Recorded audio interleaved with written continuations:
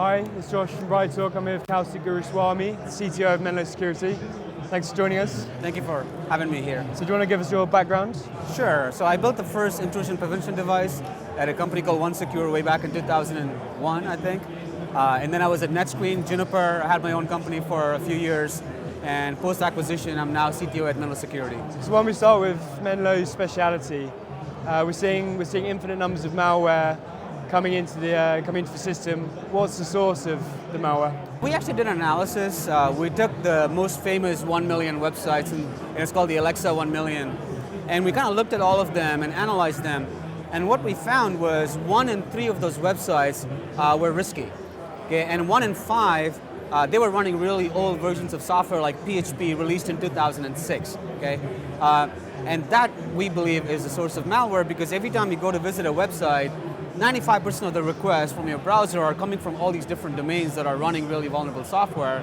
And so that's really the vectors, right? And even though there's infinite strains of malware, the vectors have always been a handful of them. You know, you go to a website, you download a file, you click on an attachment, you open a link, we're back to the same thing. Sure. So what about if one of the key hype topics at the moment is the connected home and protecting the connected home? What do you think can be done to reassure people that their connected fridge or their microwave is secure? I really wish that I can come out and say, hey, we're working on it, everything is going to be safe and secure.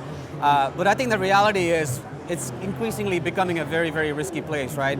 No matter which website you go to, anybody with a mouse and a keyboard on a browser is just waiting to be infected. So it's definitely a pretty risky place. And again, we're all working on it, but I don't think I can come out now and say, hey, we've solved the problem and it's all great. So if we go away from the tech for a moment, sure. We look at the kind of human factor, and there's a lot of talk about the cyber skills shortage. How much of an influence do you think that'll have on the cyber sphere over the next 10 years or so? I think it's a very real problem. When I looked at it, I think there was 2 primary reasons, okay? So the first one is the amount of knowledge a SOC engineer needs in order to look at a different intrusion and analyze it is very, very vast. So it takes a lot of years for somebody to ramp up on it. So it's a lot easier for a fresh graduate to go join a consumer company and build some code and a website, as opposed to really learn the tricks of security. And the second one is very, very real. If you look at a lot of the security products out there, they cry wolf a lot. Okay, there's lots of alerts to the point the SOC engineers have this real thing called alert fatigue. So it's basically a burnout at the end of 1 year when they're just done because they're chasing down, all these weird alerts and they have to prove to themselves and their managers how real they are. So I think as we look at the security in general, products need to get simpler, right? Not just from a user experience, but the administration of those products and how many alerts they generate and how easy it is to deploy, all of those need to get really simple. Sure. The industry itself has always talked about a kind of doomsday rhetoric. Is there anything that you're really optimistic about in the coming year within cybersecurity?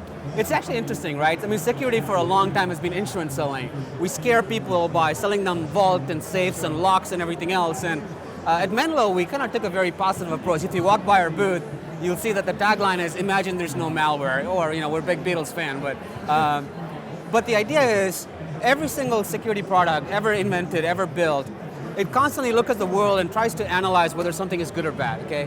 So you go to a website, is it good or bad? I download a document from some blog, is it good or bad? And then they make a policy decision. So at Menlo, we're kind of thinking out of the box and saying, let's not even bother about that, right? What if we take the entire web session and execute that remotely away from the endpoint in the cloud? Then we don't have to worry about good versus bad. So we call it isolation, and we're very, very excited by it because it holds the promise of perfect security. I think we should all be excited. Yes. Thank you for joining us. This is Josh from BrightTALK. We're here at RSA all week.